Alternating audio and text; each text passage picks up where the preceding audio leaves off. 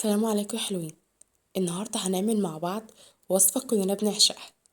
هنعمل البيتزا الإيطالي كما قال الكتاب. البيتزا الإيطالي الأصلية الكلاسيك بزيادة، يعني مفيش حشوات، مفيش إضافات، مفيش فلسفة، مجرد عجينة ناعمة، صوص طماطم فريش، وجبنة بتمط. الوصفة سهلة، ويلا بينا نسمي الله ونبتدي الوصفة.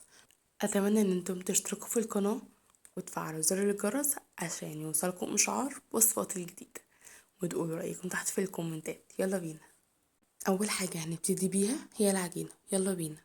شايفين سهلة ازاي؟ دي مكونات العجينة. لا هحتاج معاها بقى زبادي، ولا هحتاج معاها حليب، ولا أي حاجة. هحتاج معلقة كبيرة من الخميرة الفورية، ومعايا 2 معلقة من السكر، ومعايا هنا تلتين كوب مية. انا هعمل كوبايتين دي هستخدم عليهم. هي المفروض الوصفة الأصلية ان احنا هنستخدم تلتين كوبايتين مية. دي الكوباية المعيارية حطيت منها 2، بس انا في الوصفة استخدمت كوباية كاملة.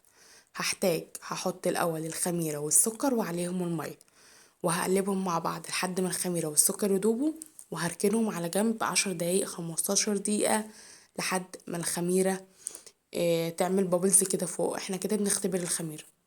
استخدمت في الوصفة دي كوباية مية كاملة لان ده هيرجع لنوع الدقيق، فانتي حطي الاول تلتين كوب مية لحد ما تشوفي العجينة هتعمل معاكي ايه. هنبدأ بقى نعمل العجينة. معايا هنا 2 كوب من الدقيق مخبوزات او دقيق متعدد الاستخدام.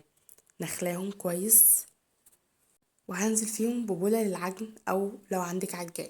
هحط عليهم معلقتين صغيرين من الملح، معلقتين بس. بعدين هنمكس كده الملح مع الدقيق، نقلب كويس عشان الملح يتوزع.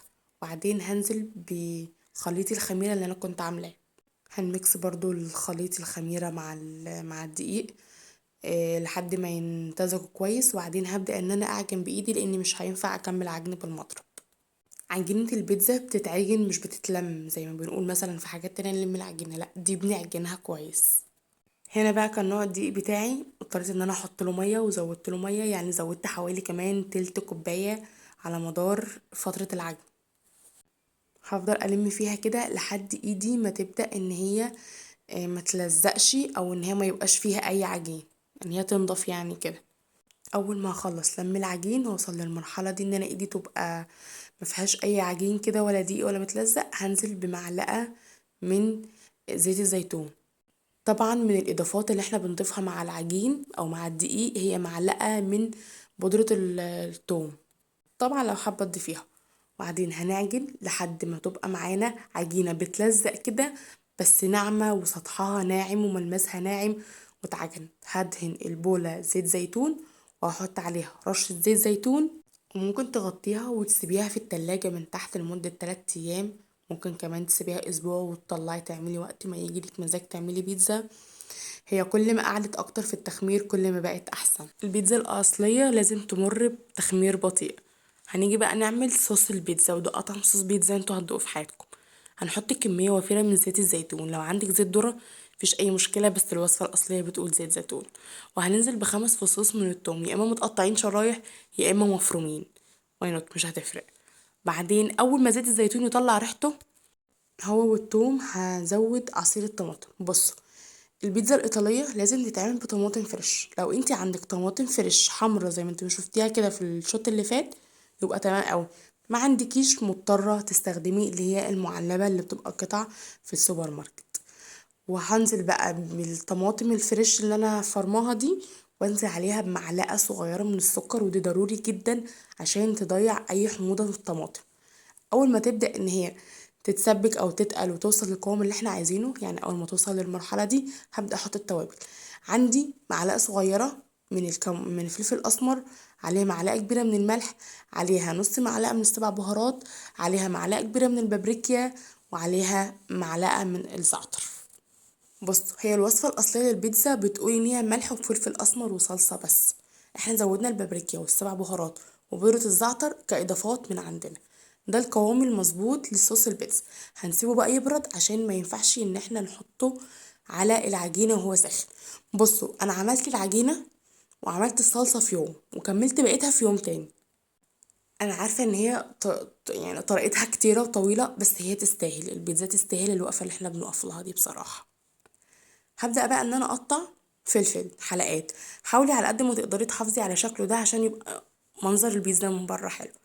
الزيتون او اي نوع جبن تانية دي اضافات من عندنا، لكن الوصفة الاصلية بتقول ان هي جبنة موتزاريلا وصلصة وفلفل، اللي هو التلات الوان بتوع درجات العلم الايطالي. اللي احنا مستخدمينه النهاردة هي كلها اساسيات بس. دي العجينة تاني يوم. هي عملت لي 2، ممكن تقدري تعملي منها 3، مفيش مشكلة. جهزت الجبنة والفلفل والصلصة عندي جاهزة من امبارح. هجيب بقى صينية بيتزا وهدهنها شوية زيت. وتركاية مهمة جدا ان انا لازم احط دقيق سيمولينا او دقيق بسبوسة تحت علشان يطلع الطبقة اللي تحت كريسبي قوي، وكمان هيساعدها ان هي ما تلزقش. بصوا، الصينية مش لازم تبقى على قد حجم العجينة، لان انا مش عايزاها تاخد شكل ولا اي حاجة، انا بفردها فيها بس. احنا بنفرد من جوه لبره، بنشتغل على جوه زي ما انتم شايفين كده. لازم احاول اثبت الاطراف دي عشان تيجي بالشكل اللي احنا بنجيبها من بره. يا سلام بقى لو انت عندك ستيك موتزاريلا وتقدري تلفيه داير ما يدور على الحواف دي وتحطيها فيه. بس طبعا الستيك موتزاريلا ده مش بيبقى متوفر في مصر كتير. بصي، انا عايزاكي تخليها رقيقه او رفيعه قوي من النص، ومن الاطراف تخينه، ما عنديش اي مشكله. حاولي تخليها رقيقه او رفيعه على قد ما تقدري من النص. وهنخرمها بالشوكه كده علشان ما تبقاش مرتفعه او تنتفخ في الفرن. بصي يا ست الكل، البيتزايه اللي هي اللارج اللي انت شايفاها دي هتحتاجي تحطي عليها بس ربع كوبايه من الصلصه او معلقتين كبار من الصلصه، مش اكتر من كده. هي الصلصة دي بجد خطيرة وطعمها حلو جدا. وبعدين هنزل بقى بالجبنة الموتزاريلا او اي نوع جبنة متوفر عندي مع الجبنة الموتزاريلا، يعني الجبنة الموتزاريلا هي الاساس. بعدين هنزل بشرايح الفلفل. عاوزة تزودي زيتون زي ما اتفقنا، دي اضافات لكن ده الاساس. هنزل بالفلفل. وبعدين هرجع احط عليها تاني طبقة من الجبنة الموتزاريلا علشان تبقى اكسترا جبن بس مش اكتر، او اكسترا موتزاريلا، احنا حاطين موتزاريلا بس. وصفة خلصت. يعني انت ممكن تعملي العجينة زي ما قلت والصلصة في يوم، وتفضلي تخليها في الفريزر في التلاجة عندك، تقدري تعملي منها بقية الاسبوع. بصي بقى التركاية الجاية دي، يا اما البيتزا قبل ما تدخل الفرن هتيجي تدمجي شوية من زيت الزيتون مع معلقة من الزعتر وتلفي بيها الاطراف كده، او لما تطلع من الفرن تسيحي معلقة زبدة او مكعب زبدة مع شوية زعتر وتلفيها على الاطراف. ليكي مطلق الحرية او المتوفر عندك.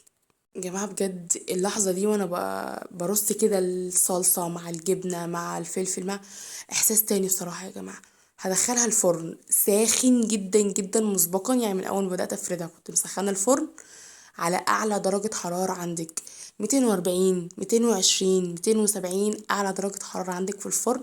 هتحطي البيتزا عليه. البيتزا مش بتاخد وقت في الفرن، كل ما كانت درجة الحرارة عالية كل ما هتطلع معاكي كريسبي قوي وفي نفس الوقت طرية. وهي اصلا بتستوي بسرعه، مش بتاخد وقت، تقريبا بتاخد يعني 15 20 دقيقه بالكتير في الفرن. بحطها على الرف اللي في الاخر تحت خالص اللي عند الفرن من تحت. طبعا مش بشغل الشوايه، هي بتحمر. لو حسيتي انها محتاجه تاخد لون من فوق مفيش اي مشكله، انا ممكن اشغل الشوايه والبيتزا محطوطه تحت.